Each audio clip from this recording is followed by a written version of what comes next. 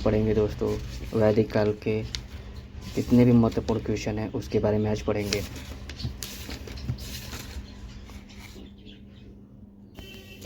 तो सर्वप्रथम हम देखेंगे वैदिक संस्कृति जो है, वैदिक संस्कृति विंटरनिट्स ने जो है इनको वैदिक संस्कृति दो भागों में बांटा हुआ है। पहला हमारा है ऋग वैदिक काल, दूसरा है उत्तर वैदिक काल। जो ऋग वैदिक काल है वो हमारा 1500 ईस्वी से 1000 BC तक है, और उत्तर वैदिक काल जो है हमारा 1000 से 600 BC तक हमारा है। जो ऋग्वेद और जो 1500 से 1000 BC तक है उसको ऋग्वेद, और जो 1000 से 600 BC तक है उसको संपूर्ण वैदिक संस्कृति कहते हैं। अब आते हैं नेक्स्ट दोस्तों, अगला हमारा है आर्य ने वैदिक संस्कृति को बसाया। जो आर्य हैं वो वैदिक संस्कृति को बसाया। संस्कृत भाषा में इसका अरि, श्रेष्ठ, पवित्र, कुलीन, स्वतंत्र, भद्र और सम्राट ये सब नाम है संस्कृत भाषा में इसका। अब नेक्स्ट है हमारा दोस्तों आर्य एक भारोपाई भाषण समूह का नाम है। आर्य कोई लोग नहीं है, कोई ये नहीं कि जाति समूह का नाम है। आर्य एक भाषाई समूह का नाम है कि आर्य एक समाज का नाम था। इसके मूल निवास कहाँ के थे? ये मूल निवास पे अलग अलग फैक्ट है, अलग अलग लोगों ने अलग अलग अपनी राय दी, जिसमें मैक्स मूलर आते हैं। Max Muller the secret book of the east में जो 1889 ईस्वी में उन्होंने लिखा था, वो इसमें कहते हैं ये मध्य एशिया के निवासी थे। ये कहाँ के निवासी थे? ये मध्य एशिया के निवासी थे। और सेकंड पे हमारा बाल गंगाधर तिलक जी कहते हैं the Arctic home of the Vedas. ये बुक अपनी लिखते हैं the Arctic home of the Vedas 1903 ईस्वी में। ये कहते हैं कि ये उत्तरी ध्रुव के हमारे थे। अब हमारा आ जाते हैं जो दयानंद सरस्वती हैं। दयानंद सरस्वती अपने सत्यार्थ प्रकाश में 1874 ईस्वी में, जो कि वो हिंदी भाषा में है, वो इसमें कहते हैं कि वो तिब्बत के निवासी थे। कहाँ के निवासी थे? वो तिब्बत के निवासी थे। अब दूसरा डॉक्टर अविनाश चंद्र जी क्या कहते हैं इसमें? डॉक्टर अविनाश चंद्र जी कहते हैं कि ये सप्त सैंधव प्रदेश के थे। कहाँ के थे? ये सप्त सैंधव प्रदेश के थे, सप्त सैंधव प्रदेश के थे। अब ये दोस्तों अब हमारा नेक्स्ट आता है जो हमारा दोस्तों है वैदिक संस्कृति की जानकारी के स्रोत क्या हैं। वैदिक संस्कृति के जानकारी के स्रोत इसमें स्वयं वेद एवं वैदिक साहित्य। इसमें क्या है? स्वयं वेद एवं वैदिक साहित्य, पारसी धर्म ग्रंथ, जिद अवेस्ता और बोगज कोई अभिलेख। एक आता है जो बोगज कोई अभिलेख। इसमें जो मध्य एशिया माइनक तुर्की, जो मध्य एशिया में है वो एशिया तुर्की में जो आता है, तो 1400 BC ईस्वी में 1907 ईस्वी में हिंको ने हिंको था वो देवताओं के नाम पे रखा था, जिसका नाम था इंद्र, मित्र, वरुण और नासत्य को अश्विन भी कहते हैं। इनके नाम पे ये चीज़ जानकारी हमें यहाँ से मिलती है दोस्तों। अब हमारा नेक्स्ट आता है ऋग वैदिक काल की भौगोलिक स्थिति हमारी कैसी थी। ऋग वैदिक काल की हमारी भौगोलिक स्थिति कैसी थी? तो हमारे दोस्तों भौगोलिक स्थिति के बारे में जान लेते हैं। ऋग वैदिक काल के आर्यों का मूल निवास कहाँ था? सप्त सैंधव प्रदेश का था, वर्तमान में जो पंजाब का एरिया है, पंजाब का जो क्षेत्र है वो ऋग वैदिक काल में आर्यों का मूल निवासी था। इसमें 42 कुल थे, मुख्य नदियाँ 25 थी, जिसमें मुख्य नदियाँ वर्तमान में क्या है और उसकी ऋग वैदिक काल में उसका नाम क्या है ये जान लेते हैं दोस्तों। इसमें सतलज को पहले क्या ऋग वैदिक काल में शत्रुधि के नाम से जानते थे। ब्यास को क्या कहते थे? विपाशा कहते थे। सिंधु को सिंधुई कहते थे। रावी को परुष्णी कहते थे। चिनाब को अश्किनी कहते थे। झेलम, विस्तता, गंडक, सदानीरा, सरस्वती और नदी तमा, इनको ये कहते थे दोस्तों। अब आ जाते हैं आगे, जिसमें यह जो हिमालय है उसको हिमवत कहते थे। माउंट एवरेस्ट पे ये देखिएगा मुंजवत जो सोमवत वनस्पति पाई जाती है, इसमें सोमरस बनता है दोस्तों, जो देवताओं के लिए प्रिय होता है। जो थार का अमर था उससे धन हुआ। सबसे प्राचीन नदी कौन सी थी? सिंधु नदी थी। सबसे श्रेष्ठ नदी थी जो नदी तमा, जिसे हम सरस्वती कहते हैं। गंगा का उल्लेख ऋग वैदिक काल में कितनी बार के लिए किया गया है? तो इसको 1 बार के लिए किया गया है। यमुना का उल्लेख 3 बार के लिए किया गया है। लौह धातु की जानकारी इसमें नहीं थी और ताम्र की जानकारी थी, जो कि अयस्क है दोस्तों। अब हमारा नेक्स्ट आते हैं उत्तर वैदिक काल की भौगोलिक स्थिति। ऋग वैदिक काल की तो देख ली हमने, अब देखते हैं उत्तर वैदिक काल की भौगोलिक स्थिति कैसी थी हमारी। तो हमारे आता है जो हमारा जो मूल उत्तर वैदिक काल की भौगोलिक स्थिति में जो मूल संकेंद्रण था, मतलब ये कहाँ निवास करते थे। अब ये पंजाब से बढ़कर, अब ये पहले तो ऋग वैदिक काल में पंजाब में थे, अब ये पंजाब से बढ़कर कुरुक्षेत्र के लगभग दिल्ली के आसपास तथा गंगा यमुना के दोआब तक फैल गए, यहाँ तक फैल गए दोस्तों। अब हिमालय से विंध्याचल पर्वतमाला का क्षेत्र को अधिकृत किया, इसे आर्यव्रत कहा गया। अब धीरे धीरे हिमालय से बढ़कर वो अब क्या किए कि विंध्याचल के जो पर्वतमाला है उसके क्षेत्र को अधिकृत कर लिया। इसमें शतपथ जो हमारा है शतपथ ब्राह्मण ग्रंथ में उल्लेख है कि विदेह के राजा माधव ने अपने पुरोहित गौतम राजगढ़ जो के साथ मिलकर यह यज्ञ किया। इस यज्ञ के खुशबू तक आर्य विस्तृत हो गए। मतलब है ना, एक राजा माधव थे। जो शतपथ ग्रंथ में, जो शतपथ ब्राह्मण ग्रंथ में लिखा है कि जो विदेह के राजा थे माधव, अपने पुरोहित गौतम राजगढ़ के साथ मिलकर एक बहुत बड़ा यज्ञ किया। और यज्ञ में जो ये खुशबू थी जहाँ जहाँ तक फैली है वहाँ वहाँ तक आर्य विस्तृत हो गए वहाँ तक। अब दोस्तों आगे आता है जो हमारे एग्जाम्पल के तौर पे हम देख लेते हैं राजस्थान में सुनारी की सभ्यता थी, इसी से रिलेटेड है आर्य समाज की। जो सुनारी की सभ्यता वो झुंझुनू में फैली थी। जगह है विराट की सभ्यता जयपुर में, जोधपुर की सभ्यता जयपुर में, और नोह की सभ्यता भरतपुर में, और अतरज खेड़ा की सभ्यता जो कि यूपी में फैली हुई थी। अब आते हैं नेक्स्ट हमारा दोस्तों ऋग वैदिक काल की राजनीतिक स्थिति हमारी कैसी थी।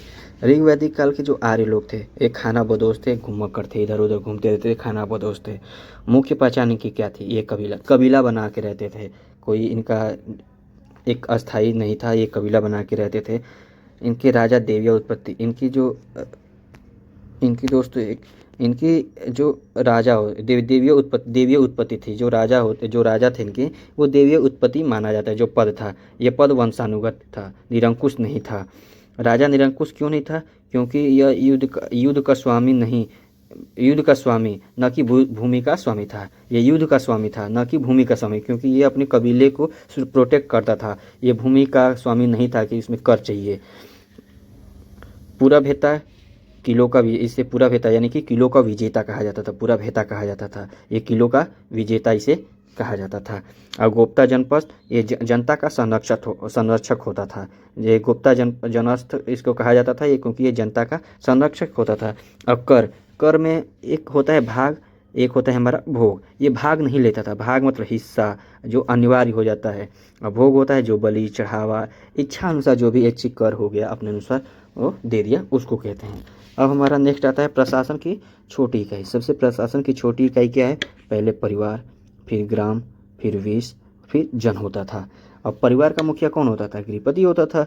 गृहपति में अल्पसंख्यक बार ये ऋग वैदिक काल में इसका उल्लेख किया गया है। इसके बाद ग्राम आता था, ग्राम का मुखिया ग्रामणी होता था। इसका उल्लेख ऋग्वेद में 13 बार उल्लेख है। और विष का मुखिया का था विषपति होता था, उसका उल्लेख 171 बार किया गया है ऋग्वैदिक काल में। और जन का मुखिया जो राजा जनपति होता था वो होता था। इसका उल्लेख कितनी बार किया गया है? इसका 275 बार किया गया है दोस्तों। अब हमारा आता है नेक्स्ट दोस्तों, कुछ जनसभाएं भी राजा पर नियंत्रण रखती थी। कुछ जनसभाएं होती थी जो राजा पर नियंत्रण रखती थी, जैसे सभा हो गया, समिति हो गया, विदत हो गया, गढ़ हो गया। इसमें महिलाएं भी थी, 8 बार इसका उल्लेख किया गया है। इसमें समिति में महिलाएं नहीं थी, इसका 9 बार उल्लेख किया गया है। विदत में महिलाएं थी जो कि 122 बार उल्लेख किया गया है।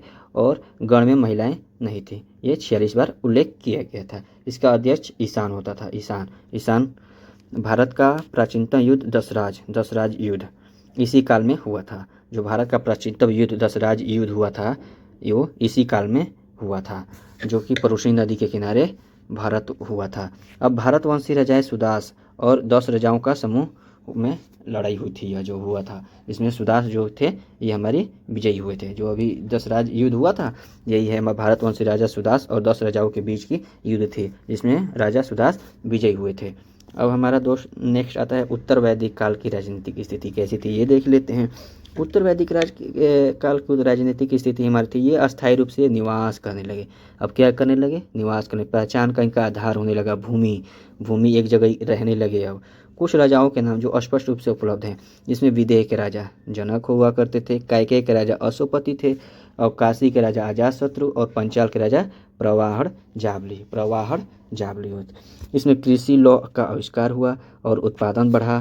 कृषि लॉ का आविष्कार होगा तो उत्पादन भी बढ़ेगा, उत्पादन बढ़ेगा तो राजा भाग लेने लगा, जब भाग लेगा तो राजा शक्तिशाली बन गया, शक्तिशाली बना तो सभा और समिति को प्रजापति की जुड़वा पुत्रिया कहा जाता है। सभा और समिति को ये प्रजापति की जुड़वा पुत्रिया कहा जाती है। अब जब राजा शक्तिशाली होगा तो विदत तथा गढ़ के अपने अस्तित्व खो दिया। जब राजा हो जाता था जो इनके, अब जब ये समझिए जब राजा शक्तिशाली हो गए। तो उनके खिलाफ जो ग्रुप था, जो भी गढ़ था, जो भी कार्य करती थी इनकी सभाएं, उनको ख़त्म करेगा राजा। तो ये क्या किया, विरत और गण को अपना अस्तित्व खो दिया, यानी कि विरत और गण को इन्होंने राजा ने समाप्त कर दिया। अब आता है उत्तर वैदिक काल की सामाजिक स्थिति कैसी थी। उत्तर वैदिक काल की सामाजिक स्थिति, इसमें संयुक्त परिवार सभा प्रथा थी। इसमें संयुक्त परिवार की प्रथा थी। महिलाओं की बेहतर स्थिति थी, महिलाएं प्रसिद्ध होती थीं। लोपामुद्रा, घोषा, सिक्ता, अपाला। महिलाओं को उपनयन संस्कार, उच्च शिक्षा, यज्ञ करने की आज्ञा, वैदिक पाठ करने का अधिकार, राजनीतिक अधिकार, सब कुछ इनको महिलाओं को दिया जाता था। इसमें संपत्ति विभाजन का अधिकार नहीं थी। ऋग्वेद के 10वें मंडल पुरुष सूक्त, ऋग्वेद के 10वें मंडल के पुरुष सूक्त ब्रह्मा जी के शरीर से विभिन्न हिस्सों के वर्ण से व्यवस्था का उदय हुआ था। वर्ण व्यवस्था का उदय होता है। जो ऋग्वेद के 10वें मंडल है उसकी जो पुरुष सूक्त के ब्रह्मा जी के शरीर से विभिन्न हिस्सों से वर्ण व्यवस्था निकलता है। वर्ण व्यवस्था ब्रह्मा जी के मुख से, जिससे मुख से निकलता है ब्राह्मण, मुख से क्या निकलता है, ब्राह्मण, भुजा से निकलता है क्षत्रिय, नाभि जगनान से निकलता है वैश्य, और पैर से शूद्र। ये हमारा है वर्ण व्यवस्था। अब हमारा आता है नेक्स्ट दोस्तों, उत्तर वैदिक काल की सामाजिक स्थिति। उत्तर वैदिक काल की सामाजिक स्थिति, इसमें 8 प्रकार के विवाह का प्रचलन था। इसमें 8 प्रकार के विवाह का प्रचलन था। इसमें आश्रम व्यवस्था का उदय हुआ। आश्रम व्यवस्था में शतायु, जिसे शतायु कहा जाता है, इसमें 100 वर्ष के लोग रहते थे। आश्रम 4 थे, जिसमें ब्रह्मचर्य आश्रम, गृहस्थ आश्रम, वानप्रस्थ आश्रम और संन्यास आश्रम। जिसमें से ब्रह्मचर्य आश्रम में 0 से 25 वर्ष के लोग रहते थे और गृहस्थ आश्रम में 26 से 50 वर्ष के लोग रहते थे। वानप्रस्थ आश्रम में 51 से 75 वर्ष के लोग रहते थे और संन्यास आश्रम में 76 से 100 वर्ष के लोग रहते थे। इसमें पुरुषार्थ व्यवस्था का उदय हुआ, जो कि 4 थे, धर्म, अर्थ, काम और मोक्ष। इसमें 16 संस्कारों का उदय हुआ। यदि उत्तर वैदिक काल में 16 संस्कारों का उदय कोई पूछे, 16 संस्कारों का उदय किस काल में हुआ था, तो उत्तर वैदिक काल में। 16 संस्कारों का नाम कोई ज़्यादा इम्पोर्टेंट नहीं है दोस्तों, इसलिए मैंने यहाँ पर मेंशन नहीं किया है। अब आ जाते हैं, क्योंकि यहाँ पे बहुत ही इंपॉर्टेंट पर क्वेश्चन ही जो कि हमारे पेपर में पूछ सकता है, वही मैंने यहाँ पे मेंशन किया है दोस्तों। अब आते हैं उत्तर वैदिक का ऋग वैदिक काल की धार्मिक स्थिति हमारी कैसी थी। इसको उत्तर वैदिक काल को 4 भागों में बांटा गया, 4, जिसमें प्राकृतिक बहुदेववाद, और दूसरा था एकाधिदेववाद, तीसरा था एकेश्वरवाद, और चौथा था एकतत्ववाद। हमारा ये जो कि एकाधिदेववाद जो हमारा हीनोथिज्म भी कहते हैं, इसको मैक्स मुलर ने ये लिखा था। ये हमारा अब आ जाता है उत्तर वैदिक काल की धार्मिक स्थिति कैसी थी। इसमें 3 ऋणों का उदय हुआ। जिसमें देव ऋण, पितृ ऋण और ऋषि ऋण कहा। इसमें ये 3 ऋणों का उदय हुआ। 5 महायज्ञों का उदय हुआ। ब्रह्म यज्ञ, देव यज्ञ, पितर यज्ञ यानी कि पितृ यज्ञ, नर यज्ञ यानी कि मनुष्य यज्ञ, और बलि भूत यज्ञ। ये हमारा 5 यज्ञों का उदय हुआ दोस्तों। अब आते हैं उत्तर वैदिक काल की। अब हमारी आर्थिक स्थिति कैसी थी। उत्तर काल में आर्थिक स्थिति हमारी, गाय को उसमें क्या कहा जाता था, अघन्या को गाय कहा जाता था, पड़ी को व्यापारी कहा जाता था, अरि को पशुधन कहा जाता, उर्वरा को कृषि योग्य भूमि कहा जाता था, लांगन एवं शरीर हल कहा जाता था, किवास को हाली हल चलाने वाला कहा जाता था, करीस को गोबर की खाद कहा जाता था, और सीता को हल की हरैया कहा जाता है। अब आ जाते हैं हमारे दोस्त उत्तर वैदिक काल की हमारी आर्थिक स्थिति कैसी थी। इसमें यजुर्वेद के कुछ फसलों के नाम मिलता है जिसमें यव को जैव कहते हैं, व्रीहि को चावल कहते हैं, तंदुल को धान कहते हैं, गोधूम को गेहूँ कहते हैं, माड़ को उड़द यानी कि उर्द कहते हैं, मुगंध को युंग कहते हैं, इच्छु को गन्ना कहते हैं।